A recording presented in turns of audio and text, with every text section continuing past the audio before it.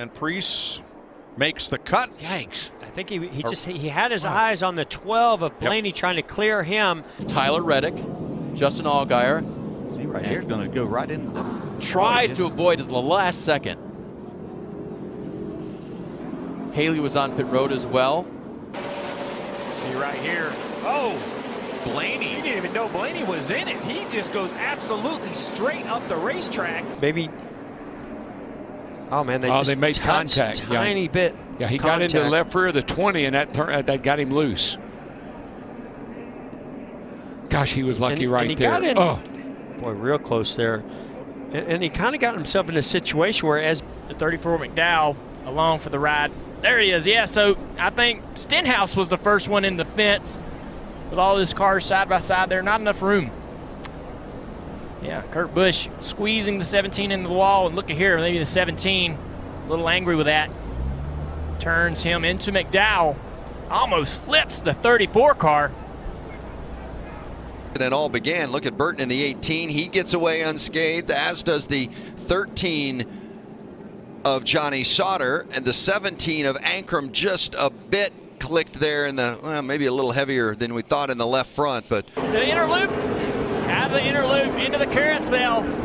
What is he going to do? He gives him a little bit of bumper. Hey, send him into the tire barrier right there. Payback from earlier. Top of the screen, you see the yellow truck on the right. Started to go sideways ahead of him. Looked like Cicerelli not, oh, look at that damage. And then just nowhere for Chris Fontaine and that blue and yellow 47 truck to go. You could see the fire come out of the exhaust. He was off the gas for sure, but just couldn't get stopped in time. Rolled faster than he did coming into the corner, and it pulls the back of that car around with it as he went by. Great look at it right there. And great execution from our production group, all the camera folks who are out in the elements today. Very windy and cold day in Texas. We appreciate all they bring each and every week.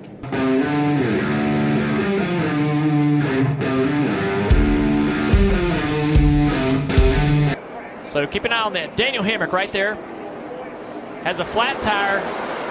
He's trying to get out of the way, loses control of his car. Heavy traffic for the top 5 car. Oh, the double arrow into the fence. Cole Custer. He catches the 20 of Christopher Bell. They spin, the caution comes out.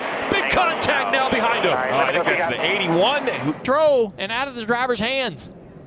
Yeah, Harvick trying to push him to get him by that middle lane, and they just, when he hit him, it just shot Brad up.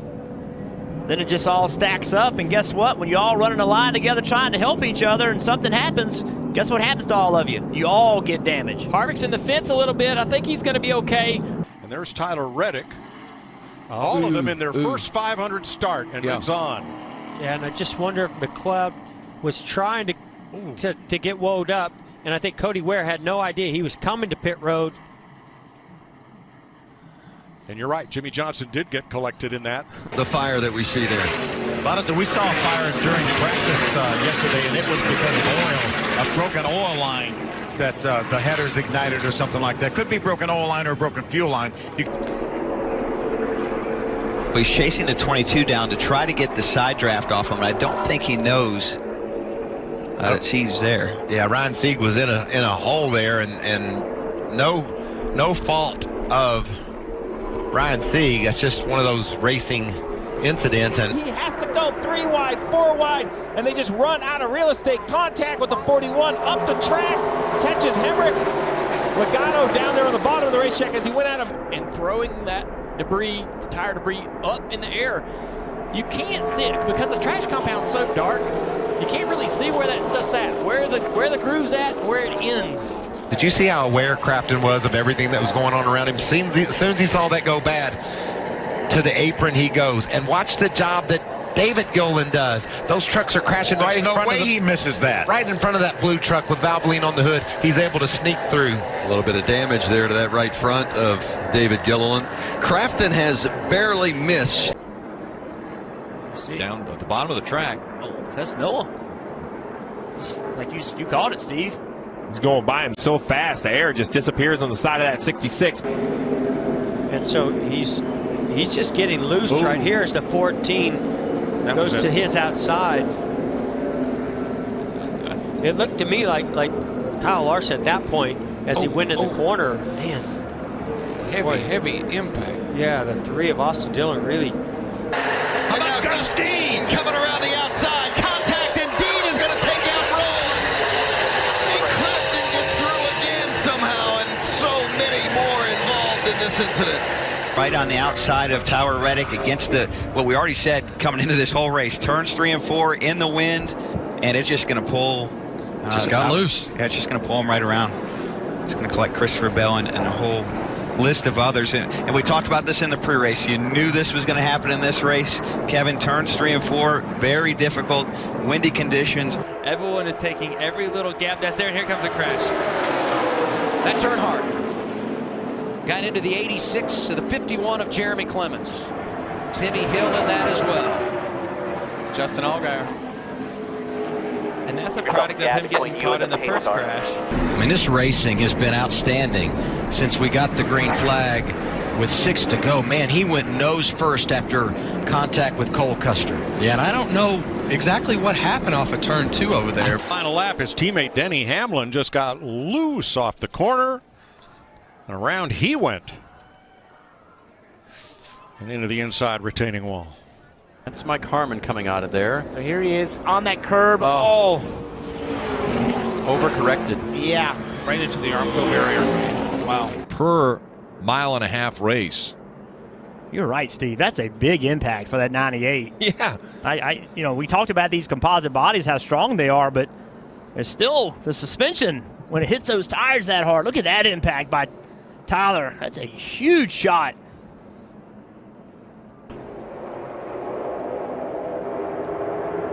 Reddick. Oh, Reddick was out of control going up the racetrack. Big hit. Watch that again. There was a lot of things going on there at once. Yeah, I'm not sure if the Reddick had a flat tire or just get out of line. That force. And they get really close together in turn 2. Just suck the 48 car right around.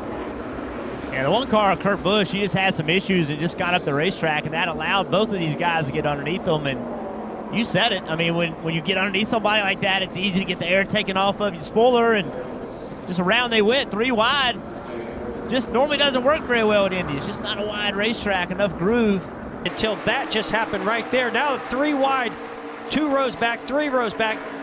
Oh, Boyer gets turned. Golly. Looked to me like he came up just a little bit too early on McDowell. Oh, my gosh. And William Byron's luck runs out. You actually go for it, it's not.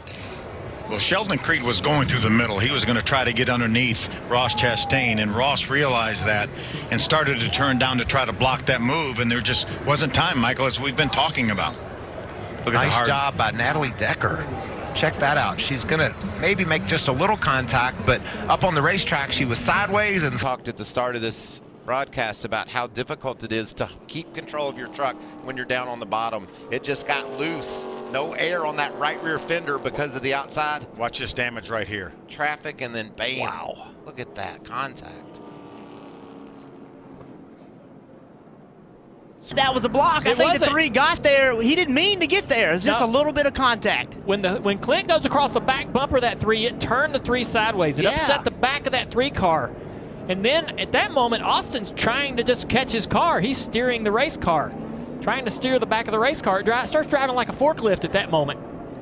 And then he's down. The 2 of Creed right there in the middle, and it looked like Jordan Anderson had some sort of an issue and slowed, it looked like. Well, and then Creed ran in the back of him. Not sure Sheldon Creed had anywhere to go. No, I don't think so either. Yeah, Jordan looks. The front end just goes light on him up the hill, cranked it left like you said, Phil, then back to the right, but it was too late. A hard shot into the safer barrier. Fill those 32 spots to see who's going to get their shot at winning tonight, and for the second time, and that's a big hit for the 34 of Jesse Awuji. We were just talking during the commercial break, Michael and I, and Ricky came off the end of the front straightaway. And that hard shot into the barrier, something let loose on the right front, probably a tire going down there, right in front of Ricky Stenhouse Jr. Landon Castle at this point, along for the ride and into the wall. Wow, what a hit.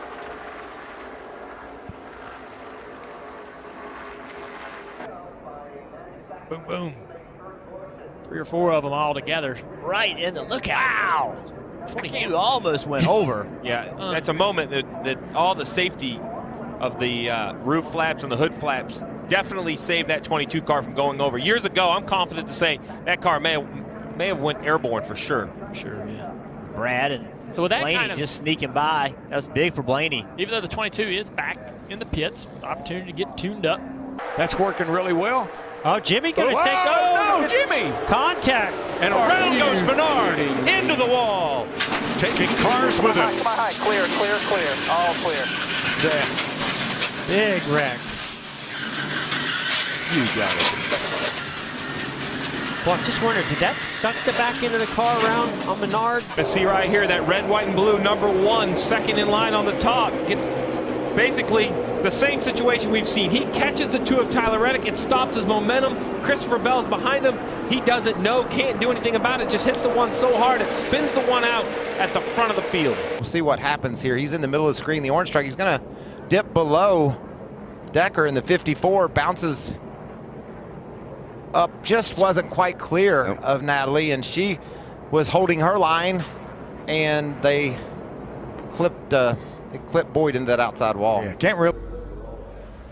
Really very similar to what we saw a little bit ago with Austin Cindric and Brandon Jones, right? Car on the outside, kind of takes the air off the car on the inside, and on the inside. And Gilliland had nowhere to go either. He had someone on his back bumper, and boy, that's a man, that's a frightening feeling seeing that wall coming at that speed. Believe me, I know I've hit a few of them. Thank goodness for the safer barrier. Obviously, you see how much damage there is to that truck. How about Alex Bowman in the 88? He gets a shove. He's going to go sideways right in front of the pack. The 48 caught up, and the 9 is caught up. The caution has come out. He got a big shove right into the front of the pack. Next car down the front straightaway. Huge block coming right here. Blaney, as they go around, the 37, almost upside down. So is the 96, Parker Kligerman. Here they come. They make contact. They're side by side. It's a photo finish at the line. Eric Jones tries to feel the hole, and Brad, it's very tight right there. Brad coming down the 20, trying to get in that position, and it took all the air off the right side of that 20 car. Eric Jones getting a little bit loose there underneath the 2. Tries to make it 3 wide right there. Busher comes down. Little bit of contact right there, and just turns the 37 around. Boy, and Benedetto had nowhere to go, and Truex had nowhere to go. So happy to see that 37 car stay on the ground when the 95 hit him. Yeah, big hit by Haley in the 77. Wow. The 17th of February looking way too much like the 4th of July. Amen. Fireworks everywhere. Yeah, and it really and truly, it was Paul Menard.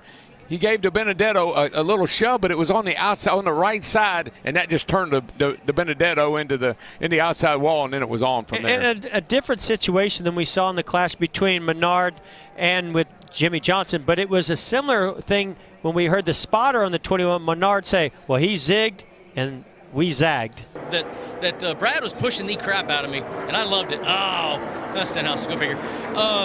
Yeah, it stuck the landing. Russian judge docked me a little bit. I didn't keep it straight. No, I mean, look, the Beard Oil Chevy, man, we ran a great strategy. Darren Shaw, Ron Lewis, my spotter, everybody. It was awesome. I mean, 62 was in front for a split second. And let's see, legs together. I mean, didn't really stick it well. But Fourth, Joey Logano on the outside riding in 5th. They're all chasing Chase Elliott to the back straightaway. Elliott brings them off turn number 2. Now they're spinning at the back of the pack. Kyle Larson, William Byron, David Reagan careening out of control. Up front, Bowman to the outside of Elliott for the lead in 3. Here's Bowman with the race lead. To the top of the banking goes Eric Almirola. Chase Elliott working down to the inside as they work their way off turn 4.